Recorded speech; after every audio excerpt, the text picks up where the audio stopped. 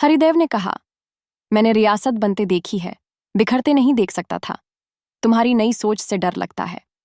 गौतम ने उनका हाथ पकड़ा। डरते नहीं, साथ दीजिए, बदलाव बिना आपके अधूरा है। अवनी की माँ, रानी गायत्री की वापसी। अवनी की माँ, जो वर्षों से विदेश में थीं, अचानक महल लौट आईं। उनकी आंखों में नरमाहट और लहजे में तीखापन था। तो तुम हो गौतम, जिसने मेरी बेटी को महल की रानी तो बना दिया, पर खुद को अब तक बाहर समझता है? गौतम झुक गया। मैं रियासत के सिंहासन से ज्यादा उसके सम्मान की रक्षा करना चाहता हूं। गायत्री बोली, रियासत के साथ साथ अब मेरी बेटी की भी रक्षा करो। वो अब सिर्फ रानी नहीं, तुम्हारा सहारा है। गौतम अवनी का पुनर्मिलन, रिश्तों की रूहानी परिभाषा। एक रात गौतम अकेले छत पर बैठा था। अवनी चुपचाप आई, उसके पास बैठ गई। मैंने सुना तुम्हें किसी अपने से डर है? गौतम ने हंसते हुए कहा, अब नहीं, क्योंकि जो अपने हैं वो डर नहीं देते, ढाल बन जाते हैं। अवनी ने उसका सिर अपने कंधे पर टिकाया। मैंने भी अब लड़ाई सीख ली है गौतम, अगली चोट तुम्हें नहीं लगने दूंगी। महल में सगाई की तैयारी। तेजस्वी और अर्जुन, अवनी की छोटी बहन तेजस्वी, जो पहले महल की सबसे लापरवाह लड़की मानी जाती थी, अब महल के गार्ड कप्तान अर्जुन से सगाई कर रही थी। दादीसा ने कहा, पहले घर जमाई, अब गार्ड से शादी। रियासत अब लोकतंत्र बन रही है। गौतम ने मुस्कुराकर कहा, अगर प्यार में बराबरी ना हो तो रियासत भी बेईमान कहलाती है। राजवीर का नया दांव। महल के खिलाफ जनमत राजवीर ने गांवों में जाकर प्रचार शुरू कर दिया। महल अब किसान विरोधी बन गया है। गांवों की जमीन अब बैंकों के पास गिरवी रखी जा रही है। लेकिन यह झूठ था। गौतम को खबर मिली और उसने फैसला किया, अब वो भी जनता के बीच जाएगा, बिना सुरक्षा, बिना दिखावे के। गौतम की जनसभा। सुनो, समझो, सवाल करो। गौतम ने गांव-गांव जाकर सभाएं शुरू कीं। रियासत अब राजशाही से जनशाही की ओर जा रही है। अगर मेरी कोई नीति गलत हो तो मुझे सवालों से कुचलिए। मैं गोली से नहीं डरता, लेकिन चुप्पी से डरता हूं। गांव वालों ने पहली बार किसी राजा जैसे व्यक्ति को इतने करीब देखा। एक बुजुर्ग किसान ने कहा, आज तक हमने सिर झुकाया, पहली बार कोई झुककर हमसे मिला। राजवीर की चाल। अगली बार हमला सीधा अवनी पर। अब राजवीर जान चुका था कि गौतम को हराने के लिए दिल नहीं, दर्द तोड़ना होगा। उसने अब लक्ष्य बनाया अवनी को। अगर उसकी ढाल ही गिरा दी जाए तो गौतम खुद बिखर जाएगा। महल की सुबह किसी तूफान से कम नहीं थी। राजा साहब की हालत बिगड़ चुकी थी और उनकी तबीयत बिगड़ने की खबर से महल की दीवारें फिर से खामोश हो गई थीं। पर इस बार सबसे ज्यादा खामोश थी अवनी। अवनी की तन्हाई, भीतर का भूचाल। गौतम उसे कई बार देख चुका था। छत पर चुपचाप बैठी, आंखें आसमान की ओर, जैसे कोई जवाब मांग रही हो। क्या मैं सिर्फ बेटी रही, बहू नहीं, पत्नी नहीं, या रानी नहीं? उसके सवाल उसकी आंखों में चुभते थे। गौतम उसके पास आया।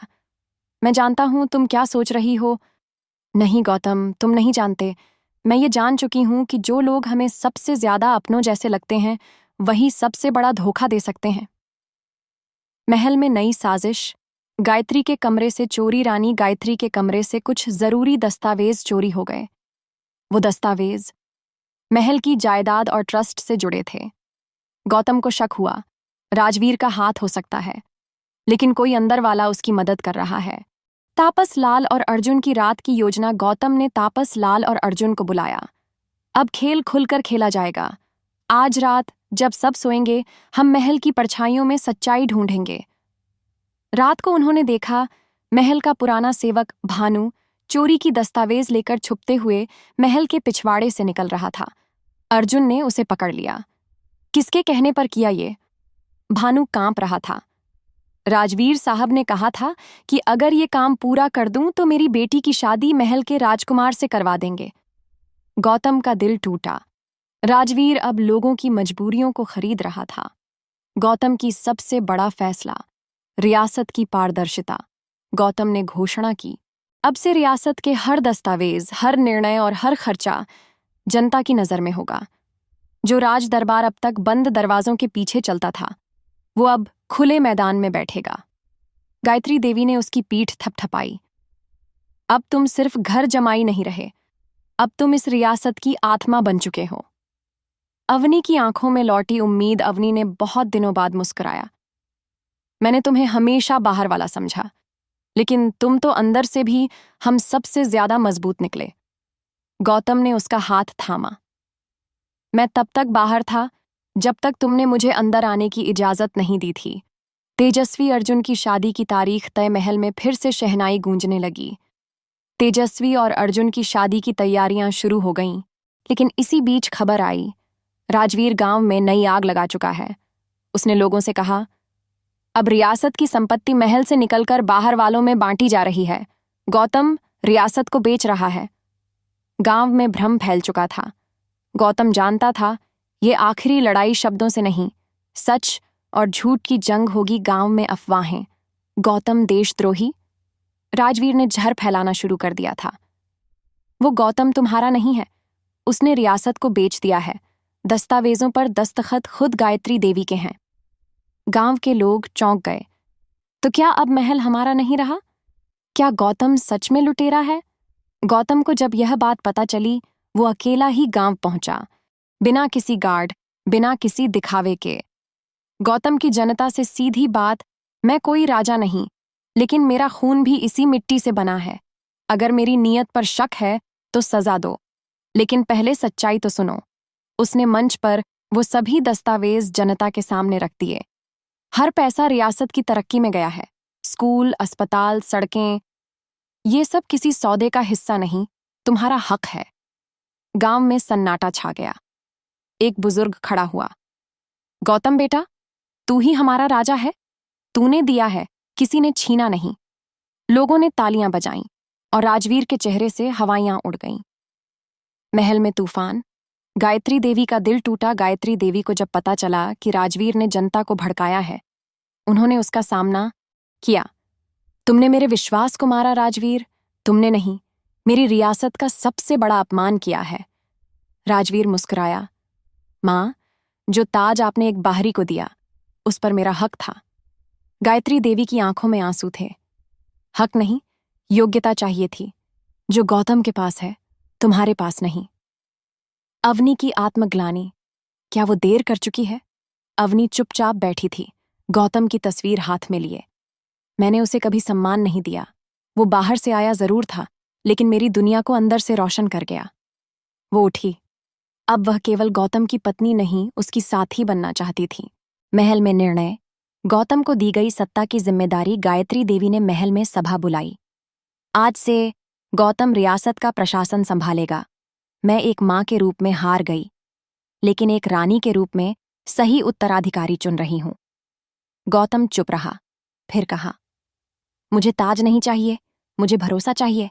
अगर ये जनता मेरा साथ दे तो मैं ये जिम्मेदारी निभाऊंगा। सभा में गूंज उठा, हम सब तुम्हारे साथ हैं गौतम। राजवीर की आखिरी चाल, खून की साजिश। राजवीर अब बौखला चुका था। वो गौतम को मिटाना चाहता था। उसने अपने पुराने हथियारबंद गुर्गों को बुलाया। इस बार खेल खून का होगा। लेकिन वो नहीं जानता था, अब गौतम अकेला नहीं है। अब महल, गांव और अवनी सब उसकी ढाल बन चुके हैं। अंधेरी रात में साजिश का उजाला। रात के तीसरे पहर महल के एक कोने से हलचल शुरू हुई। तेज पग, फुसफुसाहटें और फिर एक छुपी हुई बंदूक की चमक। राजवीर के आदमियों ने महल की सुरक्षा में सेंध लगाई थी। उनका टारगेट था गौतम। गौतम का आत्मबल। बिना हथियार के सामने गौतम ने आवाजें सुनी और बिना किसी हथियार के बाहर आ गया। उसके साथ केवल एक चीज थी, सच और साहस। अगर मेरा खून बहाने से तुम्हें राज मिलेगा तो लो, मेरी छाती सामने है, गौतम ने कहा। लेकिन तभी पीछे से तेजस्वी, अर्जुन और अवनी आ गए। तेजस्वी चिल्लाई, तुम लोग महल पर हमला नहीं कर रहे, एक पिता, एक बेटा, एक पति पर वार कर रहे हो। अवनी का बदलता स्वरूप। अवनी ने पहली बार सबके सामने अपनी आवाज बुलंद की। मैं गौतम की पत्नी हूं। अगर कोई उस तक पहुंचना चाहता है तो पहले मुझसे टकराना होगा। गौतम हैरान था, भावुक भी।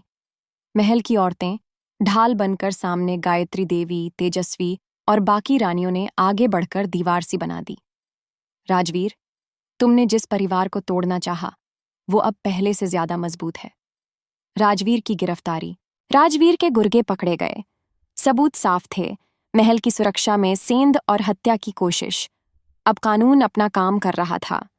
गायत्री देवी ने कहा, जिस बेटे को मैंने जन्म दिया वही मेरी रियासत का गुनहगार बन गया। आज मैं रानी नहीं, एक मां होकर तुम्हें सजा दिलवाऊंगी। राजवीर ने नजरें झुका लीं। गौतम की चुप्पी सबसे बड़ा जवाब। गौतम ने कुछ नहीं कहा। उसकी चुप्पी ही अब न्याय बन गई थी। वो चुपचाप कमरे में लौटा और अलमारी से एक पुराना कागज निकाला। वो था उसका शादी का कार्ड। शुरुआत इसी से हुई थी और अब वक्त है एक नई शुरुआत का। अवनी का प्रस्ताव, दूसरा विवाह। अवनी गौतम के सामने आई। तुमने हमेशा मेरा सम्मान किया। आज मैं तुम्हें उसी तरह का रिश्ता देना चाहती हूं जैसा तुम डिजर्व करते हो। क्या तुम मेरे साथ फिर से शादी करोगे? गौतम की आंखें नम थीं। इस बार तुमसे नहीं, खुद से वादा करूंगा। मैं हमेशा तुम्हारा रहूंगा। महल में फिर शहनाई। एक बार फिर महल में विवाह की तैयारियां होने लगीं। लेकिन ये शादी किसी परंपरा की मोहताज नहीं थी। ये थी दो आत्माओं की शादी की घोषणा। लेकिन समाज अब भी चुप नहीं। महल में सजे मंडप, खिलती रौनक और मुस्कुराते चेहरे। गौतम और अवनी की दूसरी शादी की तैयारी पूरे जोश में थी। लेकिन गांव के एक हिस्से में फिर फुसफुसाहटें शुरू हो गईं। घर जमाई दोबारा शादी कर रहा है। पहली बार भी तो महल से जबरदस्ती किया था। रानी ने क्या सोचकर सब कुछ उसे सौंप दिया? इन आवाजों ने अवनी को फिर परेशान करना शुरू कर दिया। गौतम ने देखा कि वो खामोश रहने लगी है। उसकी हंसी में कुछ खो गया है। गौतम की प्रतिक्रिया, समाज को जवाब। एक दिन गौतम सभा में गया। मैंने इस रियासत को अपना खून पसीना दिया है। अगर आज भी तुम मुझे केवल घर जमाई समझते हो तो बताओ, किसके लिए ये स्कूल बना, किसके लिए अस्पताल खुला? फिर उसने सबके सामने अवनी का हाथ थामा। ये रिश्ता अब किसी रस्म का मोहताज नहीं, बल्कि आत्मा का संगम है। जिसे परेशानी है वो शादी में मत आना, लेकिन अपने बच्चों को मेरी बनाई स्कूल में जरूर भेजना। शादी का दिन, नज़ारे जो दिल छू जाएं। गौतम ने कोई शाही पोशाक नहीं पहनी। वो आया एक साधारण धोती कुर्ता पहनकर। अवनी ने सजी धजी रानी की तरह नहीं, एक गृहिणी की तरह गौतम के सामने खड़ी हुई। सच्ची, साधी, मजबूत। गायत्री देवी ने आंखों में आंसू लिए कहा, आज मुझे लग रहा है कि मेरी बेटी को एक सच्चा जीवन साथी मिला है। शादी की सबसे खास बात, एक नई शपथ मंडप में गौतम ने 7 फेरे लेने से पहले एक वचन मांगा। अगर कभी तुम्हें लगे कि मैं बदल गया हूं, सत्ता ने मेरी सादगी छीन ली है, तो मुझे वापस उसी खेतों में भेज देना जहां से मैं आया था। अवनी ने कहा, और अगर तुम्हें कभी लगे कि मैं फिर वही अहंकारी रानी बन रही हूं, तो मुझे वो दर्पण दिखाना जिसमें सिर्फ प्यार दिखता है। फेरे पूरे हुए। अब कोई रियासत नहीं, सिर्फ रिश्ता था भीड़ में। वो लोग भी शामिल थे जो पहले विरोध कर रहे थे। बुजुर्गों ने कहा, इसने सिर्फ महल नहीं, दिल भी जीता है। अब ये घर जमाई नहीं, इस रियासत का सच्चा राजा है। अंत में गौतम की चिट्ठी। अपने अतीत को गौतम ने शादी की रात एक पत्र लिखा।